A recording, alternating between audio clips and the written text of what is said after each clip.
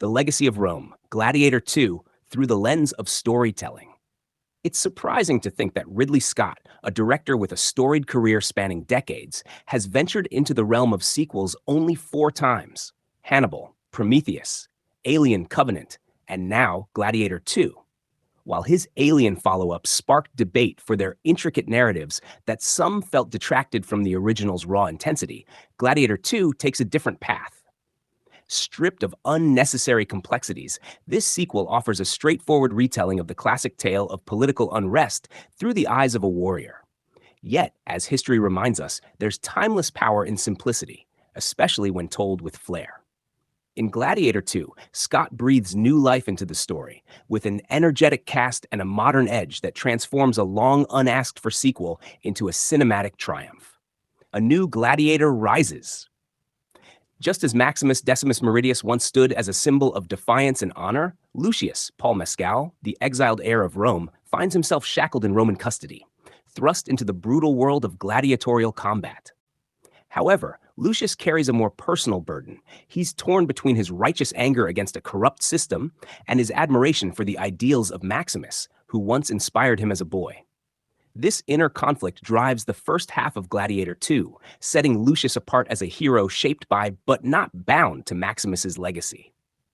When Lucius steps into the arena, his quest for vengeance targets Cassius, Pedro Pascal, a celebrated general who conquered Lucius's homeland. Yet as the story progresses, Lucius transitions from a man seeking revenge to a symbol for a new generation disillusioned by the old order. The backdrop of the Colosseum games, held to glorify Cassius, mirrors Rome's political strife as revolution brews beyond the arena. Mescal's nuanced performance, blending humility and resolve, makes this transformation believable, ensuring Lucius feels like a worthy successor to Maximus' mantle. The shadow of Maximus. Maximus' legend looms large over Gladiator II, but Scott wisely chooses not to turn him into a mythic figure. Instead, the memory of Maximus is grounded in the recollections of those he touched, chiefly Lucius and his mother, Lucilla, Connie Nielsen. While Lucilla's steel resolve has only hardened in the years since Maximus' sacrifice, her idealism gives her newfound depth, enriching a character that felt secondary in the original film. Through her advocacy for justice and her willingness to pay its price, Lucilla becomes a critical force in the story. Meanwhile, Cassius presents an interesting contrast. As a statesman warrior with echoes of Maximus's ideals, his presence occasionally feels redundant. Yet his character serves as a reminder that traces of virtue still exist within Rome's upper echelons, even as the empire teeters on chaos. The price of power. Rome's glory has faded, and Scott doesn't shy away from showing its descent into paranoia and decay. The Senate, once a bastion of governance, has been gutted by emperors consumed with conquest.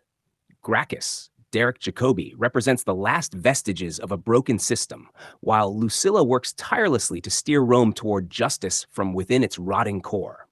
Still, Scott balances the grim state of the empire with moments of levity, often leaning into the absurdity of Rome's excess. Whether it's servants conspicuously eavesdropping or the over-the-top theatrics of the Colosseum, the film never takes itself too seriously, lending freshness to its otherwise familiar structure. This lighter tone extends to the co-emperors Geta, Joseph Quinn, and Caracalla, Fred Heckinger, whose volatile antics are equal parts comedic and menacing.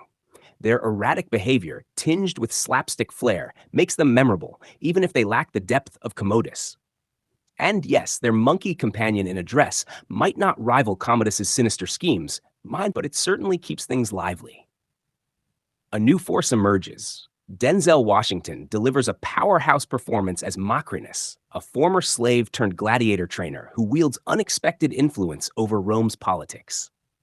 Macrinus's shifting loyalties and strategic brilliance make him one of the film's most compelling figures. Whether he's whispering threats or commanding attention with charismatic flair, Washington dominates every scene, often pushing Mescal to elevate his own performance. Macrinus's role as both mentor and potential adversary adds layers of intrigue, turning him into a force as dangerous as any gladiatorial opponent. Spectacle and stakes. Gladiator II maintains a brisk pace, balancing its political intrigue with the visceral thrill of the arena.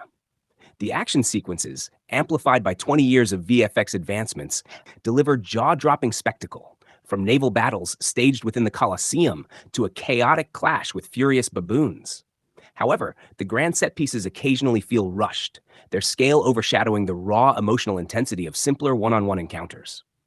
Still, the games serve their purpose, illustrating the stakes of Lucius's journey and the brutal price of Rome's entertainment. A fitting sequel. In Gladiator II, Ridley Scott revisits familiar ground with a blend of reverence and reinvention. Paul Mescal shines as a reluctant hero, holding his own against the ferocity of Joseph Quinn and Fred Hetchinger and the gravitas of Denzel Washington. While the shadow of its predecessor looms large, Gladiator II carves out its own identity, finding strength in both its sweeping action and its quieter moments of character-driven drama. With swords clashing, empires crumbling, and a mischievous monkey watching it all unfold, Gladiator II reminds us why the classics endure. They speak to bravery, honor, and the resilience of the human spirit, even in the face of a rampaging rhino.